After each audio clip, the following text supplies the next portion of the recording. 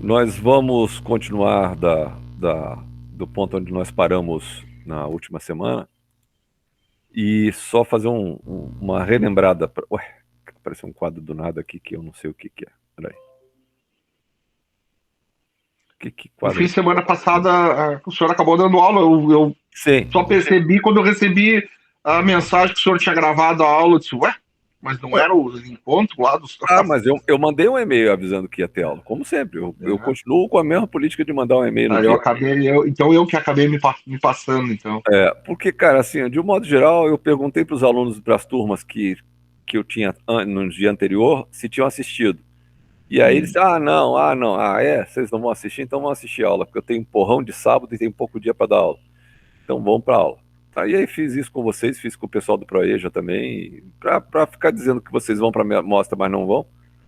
Então vamos trabalhar. Eu entrei nas palestras lá, mas daqui a pouco a palestra não entra, daí daqui a pouco fica 5 minutos de palestra, aí os caras somem, daqui a pouco tu não sabe o que está acontecendo, Ah, é? aí, mesmo, Foi assim, é? aí Eu tu não fica sabia. meio perdido. Sabia não. Bom, semana passada eu estava falando para vocês sobre administração pública e, e a extrema importância da gente fazer isso de uma forma adequada, porque nós estamos lidando, e aí, por favor, eu vou tornar a tocar nesse assunto, com dinheiro que não é público, tá? Essa história de falar em dinheiro público, isso é mentira, tá? Quando a gente fala em dinheiro, a gente fala em dinheiro de nós todos que estamos aqui, porque nós somos descontados na fonte. Toda vez que a gente compra alguma coisa, a gente também é descontado. Então, não existe a história de recurso público. O Estado, ele não gera receita, ele confisca, ele tira.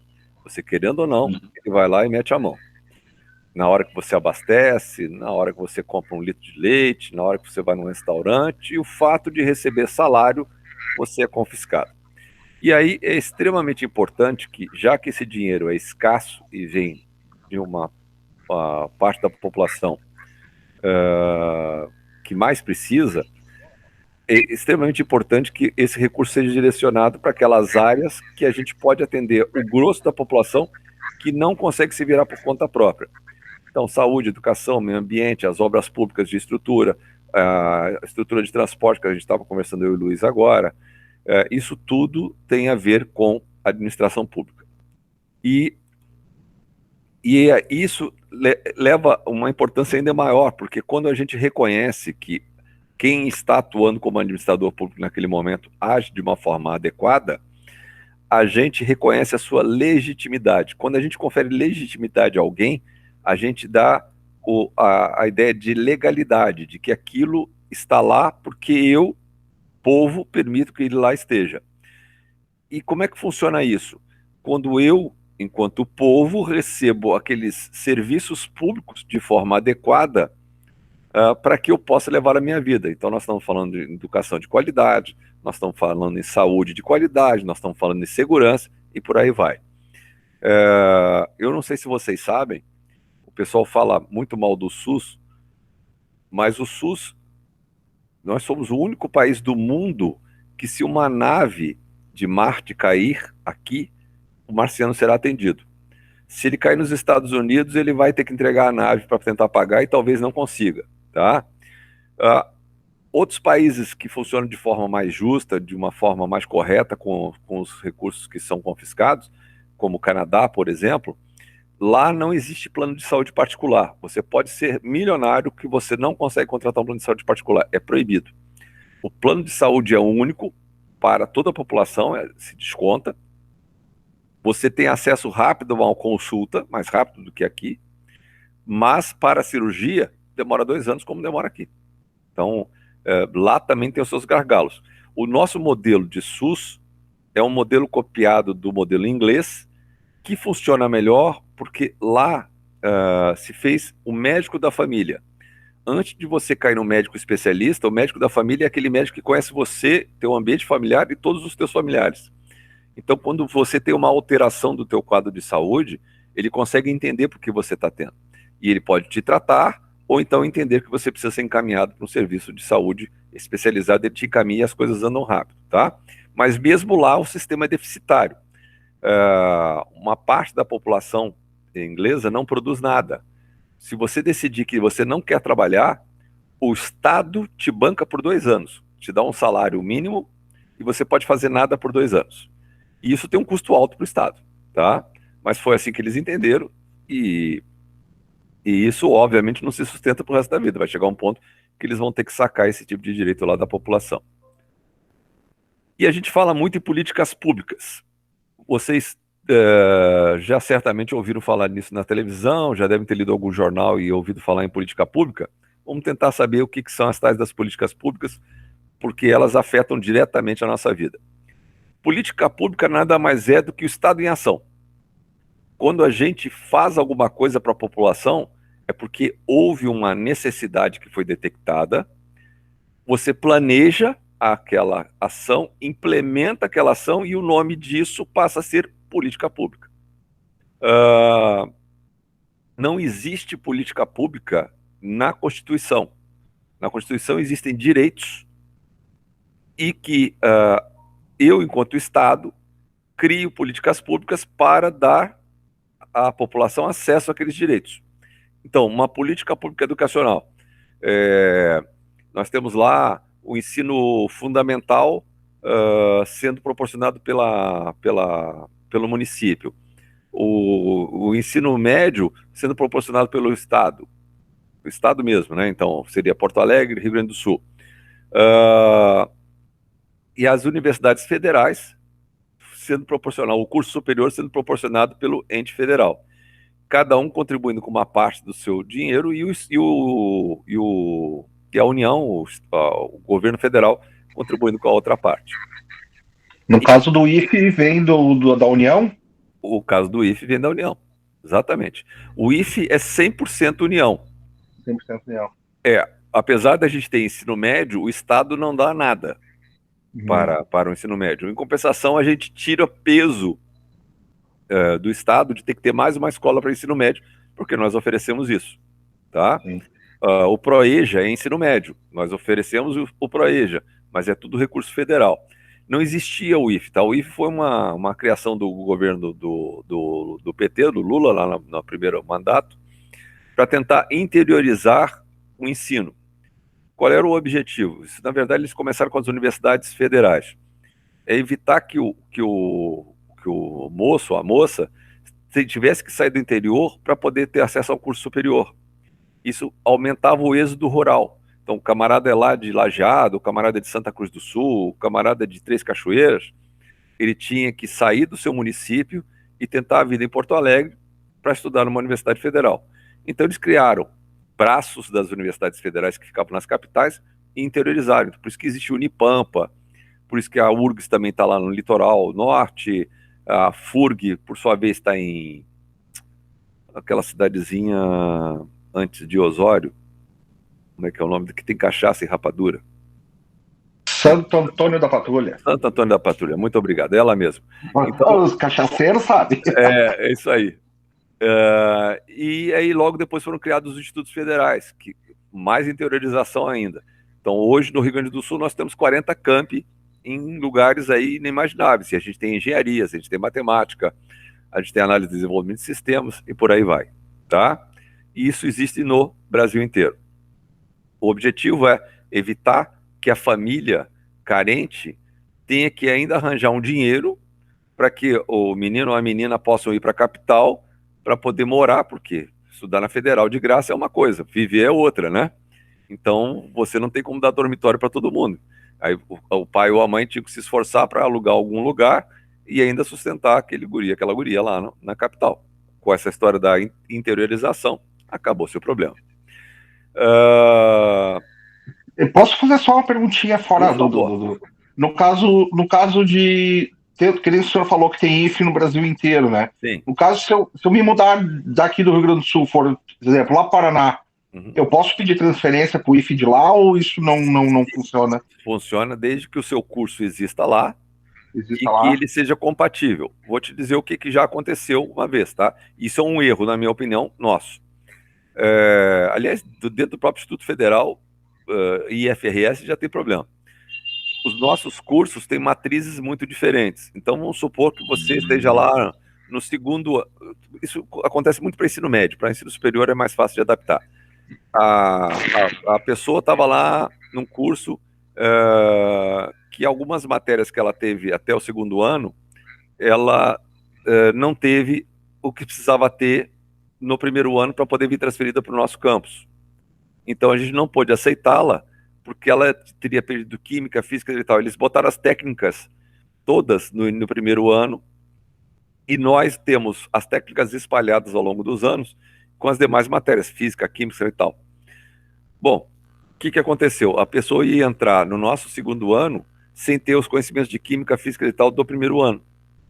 Ela ia se ralar, não ia ter como recuperá-la, né? Então não foi aceito.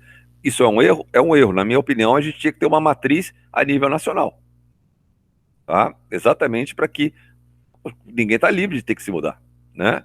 E aí você poder pegar. E tivemos casos de superiores que foi possível. Ah, Sérgio, mas eu faço logística aqui no estado para onde eu vou não tem logística. Você não vai continuar cursando logística, mas você vai conseguir aproveitar as suas disciplinas aqui numa outra faculdade que tenha lá. Desde que tenha coerência, claro, né? Não adianta querer aproveitar, por exemplo, alguma coisa de sistema trota de produção se você vai fazer curso de matemática lá. Então não vai conseguir aproveitar a cadeira, a não ser como optativa, por exemplo, mas não como uma cadeira curricular, né? Porque os cursos não se falam. Mas isso acontece com qualquer uma, pública e privada, tá? Isso já é MEC, propriamente dito. Bom, e aí, e como é que é a tal da política pública? Bom, o objetivo da política pública, como é o objetivo da administração pública, é aumentar o bem-estar social. Quanto maior o bem-estar social, e aí a gente fala de uma parcela grande da sociedade, melhor é o governo que está sendo feito, porque ele está sendo feito pensando na parcela da população que não tem grana para tirar do bolso. Então, vamos lá. Temos um problema real hoje. A inflação está muito alta aqui no Brasil, de novo, está 8 e poucos por cento. 8 e poucos por cento para quem é assalariado, principalmente para quem ganha até 3 ou 4 salários mínimos, é uma pancada, porque comprar comida representa, às vezes, 20 a 30% do que a pessoa ganha.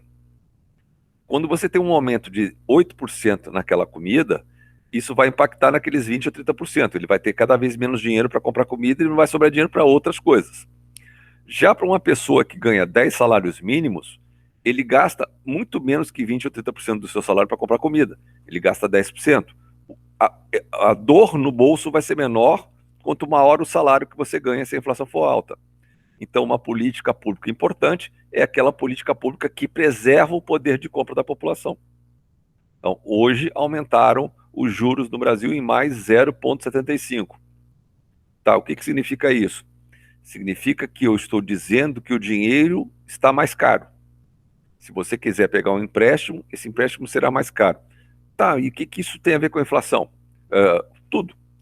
A inflação nada mais é do que mais demanda do que oferta. Quando tem mais gente querendo comprar e não tem tanta coisa sendo ofertada, o preço sobe. Se eu aumento o custo do dinheiro, eu torno as coisas mais difíceis de serem compradas. Por consequência, vai sobrar mais produto. Se sobra mais produto, ele naturalmente acaba baixando de preço, porque tem menos gente comprando. Tá, Sérgio, mas e esse monte de gente desempregada? Nós não temos aí pelo menos 14 milhões de pessoas desempregadas? Sim, mas tem uma parcela da população que geralmente são as pessoas de curso superior, que tiveram até um pequeno impacto no seu salário, mas continuam empregadas. E essas pessoas, durante praticamente 1 ano e meio, não saíram de casa, não foram a restaurante, não foram a bar e fizeram uma poupança.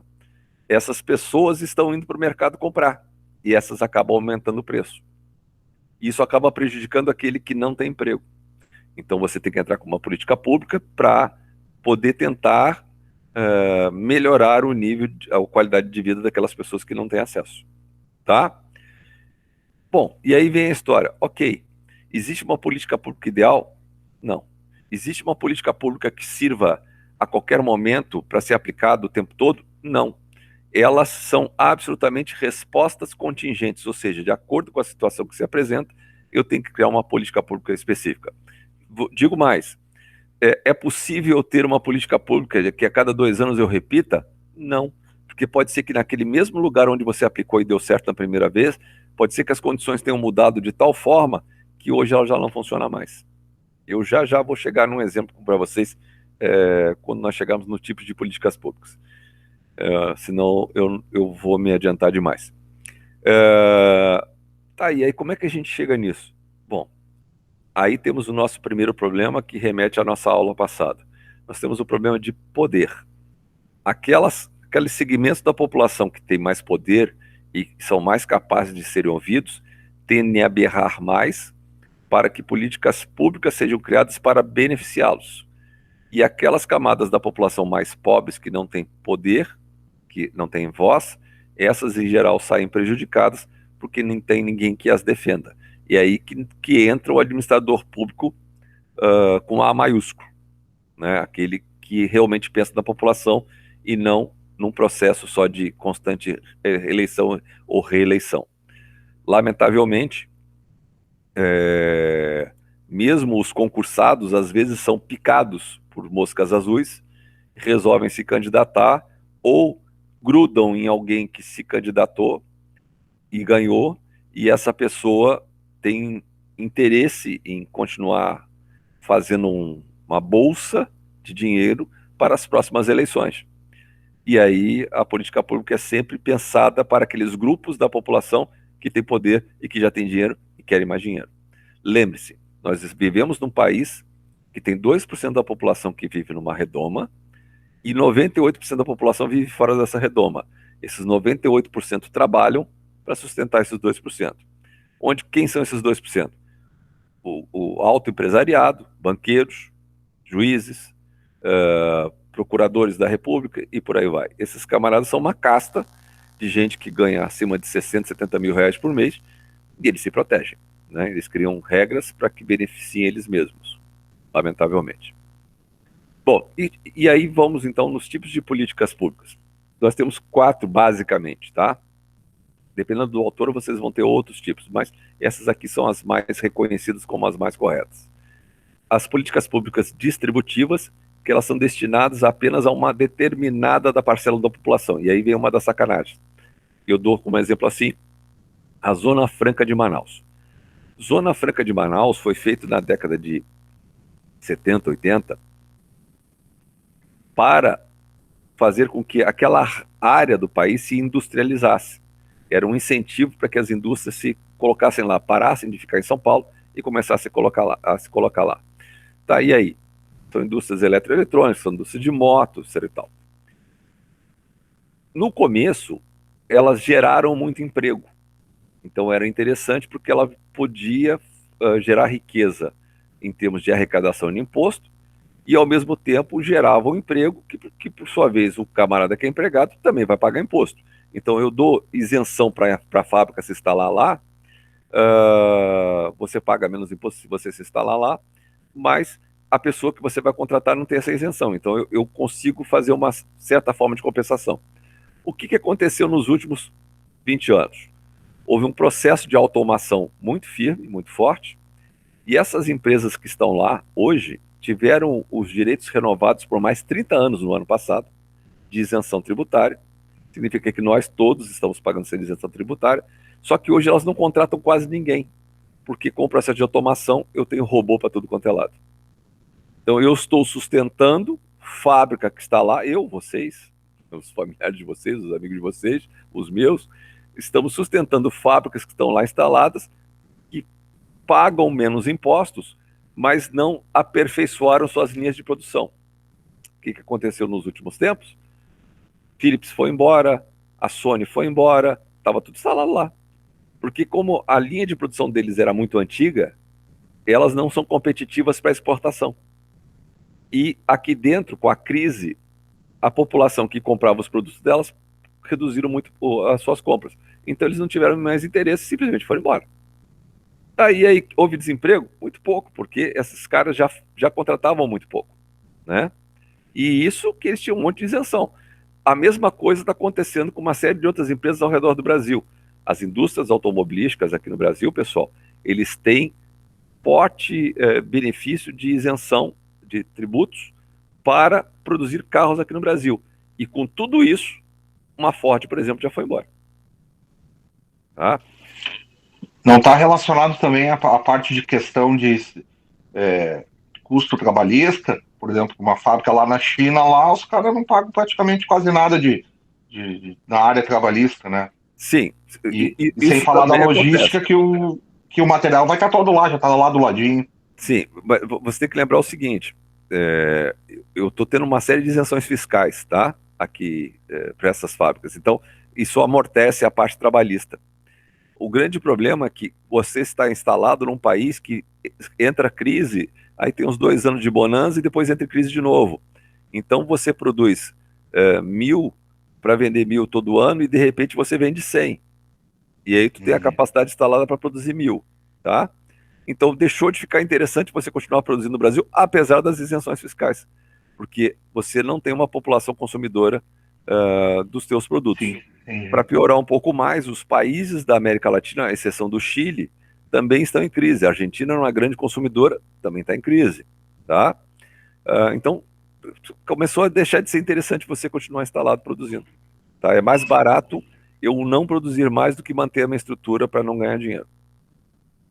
A conta de chegada é essa, é simples. Se eu não ganho dinheiro, pulo fora. A outra política pública que vocês já conhecem muito bem é a política pública redistributiva, e conhecem muito bem porque ela está representada aí, por exemplo, pelo próprio sistema previdenciário, que todo mundo aqui contribui para formar um bolo único que paga cada um de nós à medida que a gente for se aposentando, né? E a outra é o Bolsa Família, que é uma forma de você retirar dinheiro de uma camada da população para dar para uma outra camada da população, aqueles principalmente que não têm acesso a outra fonte de renda que não essa. Tem as políticas públicas regulatórias, e aí a gente conhece elas através das leis de trânsito, das leis de diretrizes básicas da educação, que determinam que tipo de ensino a gente tem que ter. E, finalmente, a última, que são as políticas públicas constitutivas. Constitutiva vem da palavra constituinte, que nada mais é do que a determinação das regras, de quem pode o quê. Então, o exemplo que eu estou dando ali é que na política pública constitutiva você tem o ensino fundamental e infantil como responsabilidade pelo município, o ensino médio e o ensino fundamental 2 pelo Estado, e o governo federal com a educação superior, que era o que eu já tinha dado para vocês. Qual é o grande mal dessa história toda? É que elas não podem ser levadas ad eternum para frente. A Zona Franca de Manaus, por exemplo, o ano passado, ela não poderia ter sido postergada por mais 30 anos, porque ela não gera mais benefício. Você tem um custo alto demais, ou seja, nós estamos pagando caro para manter uma indústria sucateada que não gera empregos naquela região. Esse dinheiro deveria ser melhor investido em outras partes da nação que pudesse gerar os frutos adequados. E como é que faz para implementar uma política pública? Correlação de forças, pessoal. Quem pode mais é que consegue implementar mais uma determinada política pública. Então, quanto menos representado eu for pela imprensa, pelas pessoas que têm voz, menos chance eu tenho de me fazer ser percebido. Hoje, neste momento, tem 400 mil pessoas na fila do Bolsa Família. Essas pessoas estão ganhando 0 de Bolsa Família e 0 de qualquer outro tipo de renda. Elas nunca sabem o que vão comer. Uma parte dessas famílias come, a outra parte dessas famílias não come. Crianças mais velhas comem menos que crianças menores. E isso tem um impacto grande em termos de nação, porque as crianças de 0 a 5 anos, se elas não têm uma alimentação adequada, elas têm uma perda de capacidade cognitiva, ou seja, ficam menos inteligentes, passam a ter dificuldade de aprendizado, e essas pessoas, à medida que forem crescendo, nunca mais conseguem recuperar. Aqueles neurônios que eu perdi, eu não recupero mais. Isso significa que eu vou ter uma pessoa que nunca vai ter uma plena capacidade de produção, porque ela sequer consegue compreender o que está lendo. E nós estamos gerando, com essa pandemia, mais gente que nós já gerávamos antes, porque tem muita gente na miséria absoluta. É muito triste. Pessoal, tudo bem? Tá muito chato?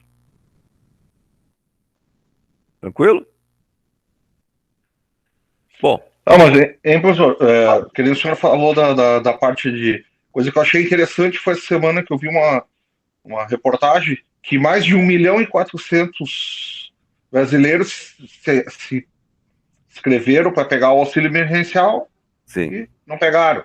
Aí não isso, sei quantos, 200 e poucos mil tinham direito ao PIS, isso. também não apareceram. Isso aí, será que isso aí é fantasma, é golpe? Porque é Não, muita gente, né? é muita gente, mas você tem que entender o seguinte: lamentavelmente, o governo tem colocado cada vez mais as coisas via acesso à internet. E boa parte das pessoas não tem. Eu posso te falar isso com muita tranquilidade, Luiz, porque uma parte expressiva dos nossos alunos, antes de receberem os chips, não conseguimos nos comunicar com eles, porque eles já tinham ou vendido o celular ou não tinham mais internet no celular. Ah, Então, mas é que é estranho que os 1.400.000 se inscreveram. Ou seja, de alguma forma eles tiveram acesso. mais ou Aí, menos, imagina, mais se a ou pessoa menos, está precisando, ela vai mais ou procurar um menos. meio É, para. mais ou menos, olha só.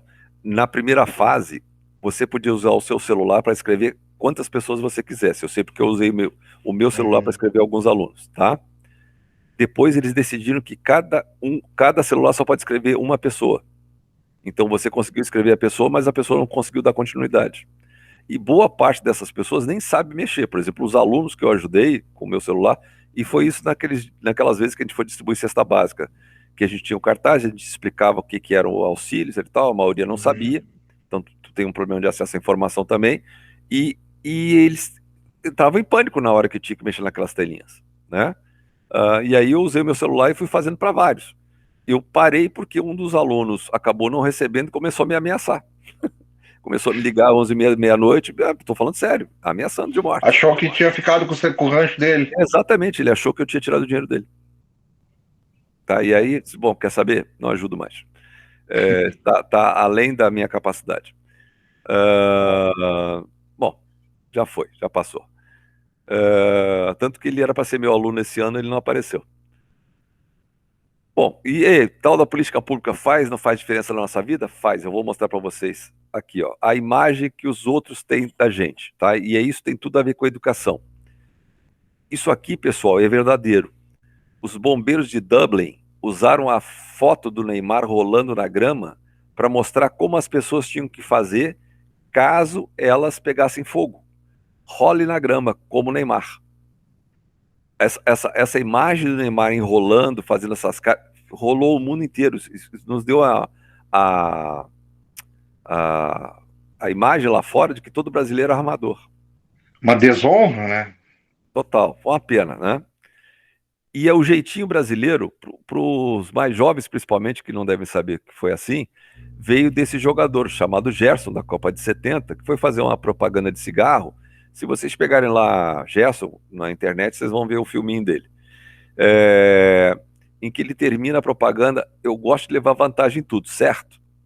E aí virou o jeitinho brasileiro. O brasileiro tem um problema ético, que ele gosta de levar vantagem em tudo, ele acha que é direito dele levar vantagem em tudo, mas ele fica muito indignado quando ele vê alguém que não ele levando vantagem em tudo. E eu vi isso muitas vezes trabalhando em hospital, porque eu lidava com os gestores públicos e os seus cargos comissionados. E é o que eu mais ouvia, fulano de tal, cidade interior você acaba sabendo tudo, né? Fulano de tal conseguiu uma boquinha lá na secretaria, agora ele tá ganhando dinheirinho bom, mas ele merece, já ralou muito. Quer dizer, o cara não faz nada, ele é o cabresto de votos, você com o seu recurso público tá pagando o salário do cara para ele não fazer nada e arranjar voto pro sujeito, né? E aí isso te indigna, mas a pessoa de quem ele é parente não fica indignado. Quando é para si e para os meus, pode. Quando é para os outros, não pode. Então, isso é um problema ético que nós não resolvemos ainda, isso já vem de longe. E cada dia que passa, cada vez que eu ando na rua, cada vez que eu vejo alguém furando na fila, eu vejo que nós não temos mais jeito. Eu andando de muletas, porque eu operei o joelho, 2 vezes do Zafra e os caras correram para passar na minha frente do caixa, porque viram que eu estava indo devagar em direção ao caixa e eles queriam passar na minha frente. Cara, aquilo me. Não acreditei em tanta grosseria, né? Para quê? Para ganhar uma pessoa de vantagem? Ou então você está andando na rua com o seu carro e a pessoa te corta pela direita para ficar na tua frente, como se aquela vaga que ele tomou de você fosse fazer muita diferença na chegada dele mais rápido, porque na tua frente tinha um outro carro, que você manteve a distância de segurança para não bater. Mas as pessoas fazem questão de entrar naquela faixa de segurança, naquela distância de segurança, porque ele é mais importante que você, né? Isso quando não dirige falando ao celular e por aí vai, né? O WhatsApp maldito é uma desgraça. Então, não sei, estou um pouco desesperançado em relação ao nosso povo. E aí eu vi essa foto, esse bar tem tudo a ver com a maneira como a gente faz. Olha lá a casa do cara, velho. Eles foram fazendo uma emenda em cima de outra emenda, e aí a foto do Einstein lá, pelos meus cálculos. Aí vocês, não sei se acompanharam o Rio de Janeiro, com as milícias, os caras construindo um monte de edifícios, um escorado no outro, se um racha, vai igual ao dominó, racha o resto todo. Então, houve uma queda uns 2 anos atrás, houve um outro semana passada, e uns 4 noites atrás, de novo, um começou a instalar e 3 edifícios foram evacuados, né? E não acontece nada, porque é miliciano, todo mundo tem medo, inclusive a polícia. Mas é o caso do Sérgio Dai lá também, construiu tudo com areia de praia lá. Tu lembra disso, Foi, né? o cara morreu e até hoje não pagou, não indenizou ninguém. Não indenizou ninguém. Inclusive um colega meu, o Sérgio Naia, ele me usava areia de praia com conchinha. Eles Com acharam conchinha as pra ficar mais conchinhas. reforçado. Que absurdo, né? Ah, É isso aí. Porra, tu tem memória boa, cara. É, existem Isso aqui eu não vou cansar demais vocês, tá? Paradigmas da administração pública. São as fases. Mas é importante que vocês saibam que elas existiram e continuam existindo.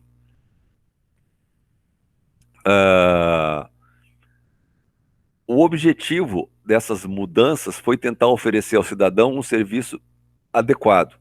Nós não estamos nem perto do que é o ideal, tá, pessoal? Se a China tem defeitos, ela tem, por exemplo, uma qualidade, que tem uma segunda intenção no caso deles. Com um número só, você tem acesso a todos os serviços, e tudo via smartphone.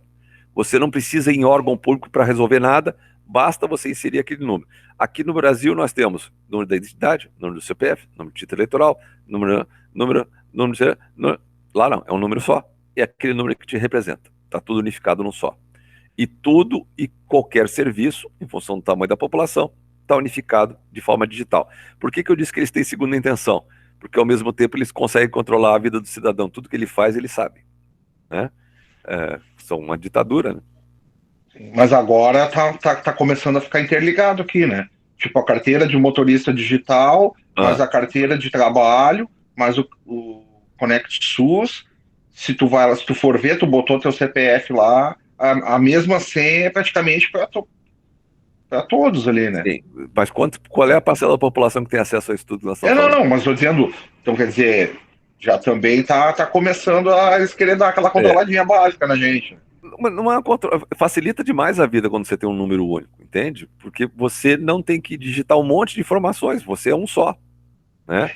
Na parte de trânsito não ficou muito legal, né? Porque Não. se tu aceitar a multa sem recurso nenhum, tu ganha um desconto. Ou seja, eles já estão te incentivando a tu já sair pagando, né? Isso ou aí. seja, se tu fez ou não fez, toma, te dou um descontinho e já me paga. Isso aí, você tem razão, é por isso mesmo. E aí a proposta da gente saber os paradigmas é para entender por que hoje a gente sofre o que sofre, porque na verdade hoje nós somos resultado de todos os erros do passado que se mantêm, tá? Então, a primeira de todas, e vai ser a razão da nossa discussão, é o patrimonialismo. O patrimonialismo vem da palavra patrimônio. O que significa isso? Eu, que sou o mandatário, eu confundo o que é dinheiro do Estado com o meu dinheiro privado. Então, os reis, por exemplo, eles tinham as suas amantes, e isso tinha um custo, né? E para eu bancar aquele exército de amantes, eu tirava de algum lugar, e geralmente tirava do tesouro. E isso foi passando, e é assim até hoje. Por acaso, eu catei até um artigo para mandar para vocês quando for a época do patrimonialismo. Nós estamos discutindo no Congresso uma legislação para mudar a lei de improbidade. Ou seja, aquele camarada que em algum momento ocupou uma função pública de gestor, prefeito, deputado, vereador, governador, presidente, ele não vai ter punição acumulada. Então, se durante o mandato meu de vereador eu cometi algum erro, ninguém pegou, E eu virei deputado, azar de vocês que não pegaram. Então, enquanto eu fui vereador, não fiscalizaram direito, agora que eu sou deputado, essa falha minha não pode mais ser imputada a mim e morreu o assunto. Isso vai beneficiar uma porrada de políticos, inclusive o atual presidente da Câmara, que é o Arthur Lira, que enquanto vereador e deputado meteu a mão belo durante alguns anos, tá? E por isso que eles estão com interesse de fazer isso com um regime de urgência, que é para aprovar. E detalhe importante, tá? Todos os partidos políticos, com exceção do PSOL, e aí eu incluo o PT, estão favoráveis à mudança, porque todos eles têm rabo preso. É uma tristeza. Então, no patrimonialismo, a principal característica é uma confusão entre o que é público e o que é privado, o que é meu e o que não é. Né? E isso vem desde os reis. Eu não sei se vocês sabem, é uma coisa interessante da história do Brasil, Dom Pedro I, ainda quando Dom João VI estava aqui, uma das formas dele ganhar dinheiro era pegando cavalos velhos, comprando esses cavalos velhos, botava o selo da família real e revendia como cavalo da família real. Então ele ganhava uma grana preta vendendo pangaré, só por causa do selo. Tá? E aí, qual é o grande problema disso? No regime patrimonialista, você tem uma dominação de algumas castas. Puxa, o que você quer dizer com isso, Sérgio? Se você pegar Caiado, se você pegar os Cunha, esse Calheiros, todos esses sobrenomes que vocês veem hoje na política são os mesmos da época do Império, pessoal. Se vocês lerem livros de história, vocês vão ver que os mesmos donos de fazendas, de usinas de açúcar, são os mesmos sobrenomes que nós temos hoje. Os mesmos sobrenomes que nós temos no Nordeste, os mesmos sobrenomes que nós temos no Goiás, e aqui no Rio Grande do Sul, idem. São as mesmas famílias que detinham o poder, que continuam detendo o poder nos dias de hoje através dos seus netos, bisnetos e por aí mais. Tá? Os mesmos sobrenomes. Não, são todos avós, pais de alguém que está hoje no poder. Então, é a dominação tradicional em que o resto só obedece. E esse é chamado de o primeiro paradigma, porque começou com a família, no caso do Brasil, com a vinda da família real para cá. Aliás, uma outra curiosidade. A família real veio para cá fugida de Portugal, porque Napoleão ameaçou invadir Portugal se eles não virassem parceiros, e Portugal, por sua vez, tinha dívidas com a Inglaterra era inimiga da França, e aí eles não podiam fazer acordo nenhum com a França. Então, a esquadra inglesa protegeu a vinda do Dom João VI para cá, e com eles vieram vários nobres lá da corte portuguesa. Durante alguns dias, essas famílias ainda ficaram nos navios, condições absolutamente insalubres, várias mulheres tinham que raspar a cabeça por causa de piolho, era doenças das mais diversas possíveis. Então, Dom João VI decidiu que teria que arranjar casa para essas pessoas todas, para esses nobres portugueses. E aí ele mandou uma missão dele, num bairro chamado São Cristóvão, no Rio de Janeiro, que era o bairro que era onde tinha as melhores casas, e essa comitiva ia lá e escolhia quais as casas seriam para essas famílias que estavam nos navios. E escreviam na frente as letras PR, Príncipe Regente. As pessoas que viviam nessas casas, elas simplesmente perdiam a casa. Não é que elas fossem indenizadas, elas perdiam. A partir daquele momento, elas tinham que ir embora da casa. E aí esse PR, em vez de Príncipe Regente, ficou conhecido lá no Rio de Janeiro como Ponha-se na Rua. Ou seja, sai fora, porque essa casa não te pertence mais. Tá? E isso significa o seguinte, cultura patrimonialista. Você está tirando de alguém que tinha para dar para alguém que saiu fugido com posses, porque essas pessoas vieram com posses, mas eles me interessam. Você que está aí no Brasil não me interessa. Né? Na hora do patrimonialismo, a carreira é de acordo com os interesses, os benefícios que você pode gerar para mim. Eu não vou citar qual o local para vocês não saberem, mas existe hoje uma empresa em Porto Alegre em que o sujeito que está cuidando da seleção de funcionários para essa empresa, para um determinado setor, ele é um candidato a vereador aí de Canoas. E para poder ter um maior número de cabos eleitorais, ele só contrata pessoas de Canoas para trabalhar em Porto Alegre, com a condição de que eles façam campanha para ele na campanha para vereador. Isso é patrimonialismo puro. E nós estamos falando de uma empresa privada, tá? Esse cara trabalha numa empresa privada. Mas ele tem rabo preso de fulano, rabo preso de ciclano, ele consegue fazer essa sacanagem lá. Um absurdo, mas é assim que funciona. E isso é típica política do clientelismo, né? Do é dando que se recebe.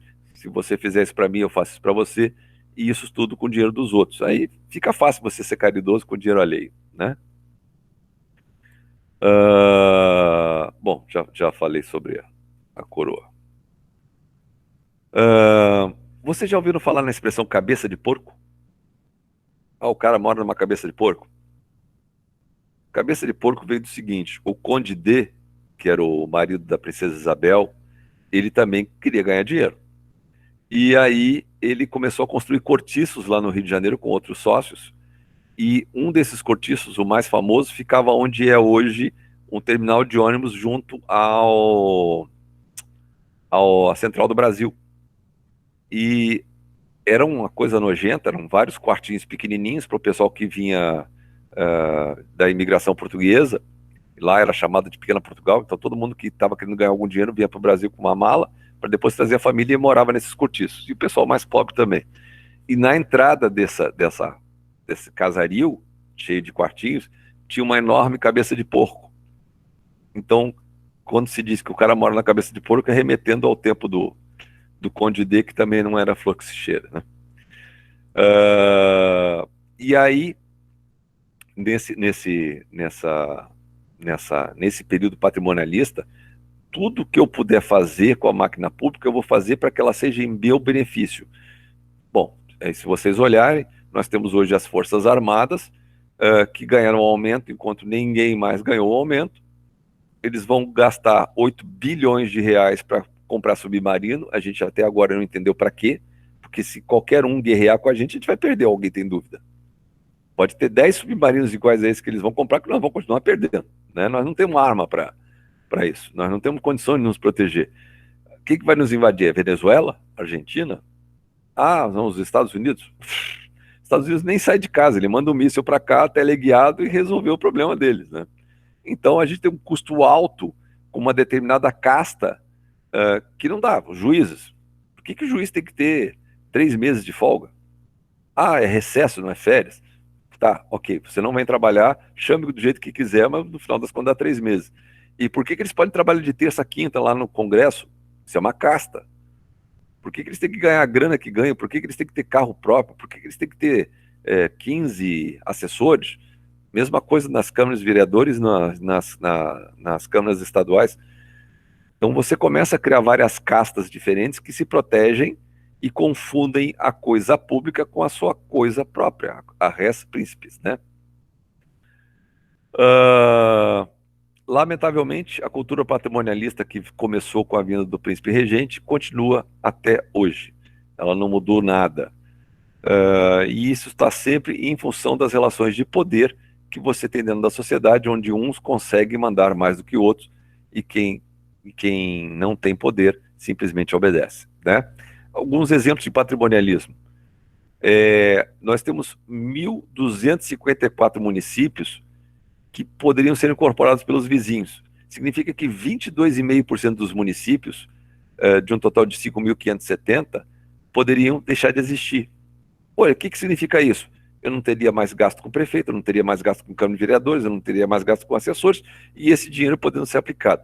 Mas por que criar esse monte de município? Ah, porque há mais ou menos uns 30 anos atrás, para poder ter mais palanque para as eleições estaduais e federais, começou a se criar município, para que aquele prefeito pudesse dar palanque para poder arranjar voto.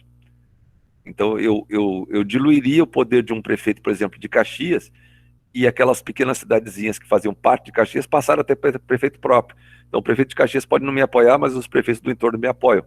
Lá eu consigo ter palanque e discurso. Foi isso. E qual era a condição que eu tinha que ter para ter um novo município? Nada.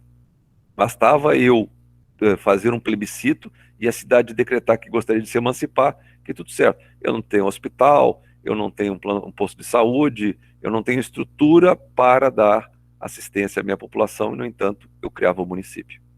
Outras sacanagens, né? Juízes, procuradores militares continuam gozando de benefícios diferenciados. A Câmara de Deputados, desde o ano de 2019, permite que os filhos dos seus deputados, até 33 anos de idade, tenham acesso a plano de saúde pago por nós. Se qualquer um de vocês tiver filhos, eles têm acesso até os 24 anos. Lá, nós bancamos os caras até 33. Aí eles têm auxílio paletó para poder comprar terno. 24 se fizer faculdade, né? Se não fizer faculdade, já não ganha. Já não ganha mais, é verdade. É. Bem lembrado, bem lembrado. Os nossos presidentes dos diversos poderes e os nossos deputados, eles têm acesso a carro com motorista. Gente, lá fora, cada um banca o seu carro. Né? Os ministros do Supremo Tribunal da Suécia vão de metrô trabalhar. Aqui eles andam de carro blindado de segurança. Então eles vivem absolutamente fora do que acontece na realidade. Né? Eles nem sabem o que acontece no resto do Brasil. Né? Do segundo paradigma em diante, eu vou dar na próxima aula, porque senão vou dar metade só, e isso aqui não fica legal. Aliás, deixa eu só lembrar o que nós temos na próxima aula. Ah, vocês conseguiram ver o filme da Finlândia? Que eu mandei? Eu mandei um link sobre educação na Finlândia no último e-mail. Dei uma olhada lá, por favor, que eu mandei semana passada após a aula. É bem bom aquele filme. É um tapa na cara da gente. Deixa eu ver aqui, ó.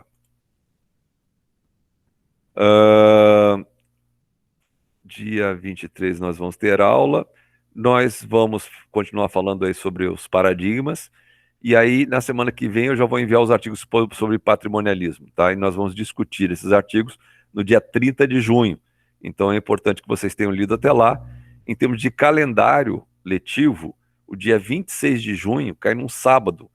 É um dia letivo, nós não vamos ter aula, mas é o dia que eu escolhi para que vocês lessem esses artigos sobre patrimonialismo, que é para não ter desculpa de que não tiveram tempo, tá?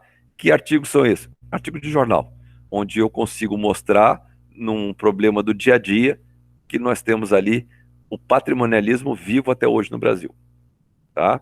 Vai ser dessa história do Lira colocando uma lei que lhe favorece e favorece a vários outros em regime de urgência para que eles não possam mais ser culpados por nada. Isso é típico, tá? 43 aqui. 43. Deixa eu fechar isso aqui. E a gente poder se ver melhor. 2 segundinhos só. Slide 43.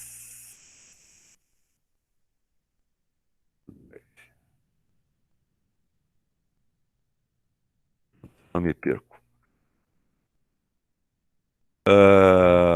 Bom, de minha parte é isso, pessoal. Alguma dúvida, algum comentário que vocês gostariam de fazer?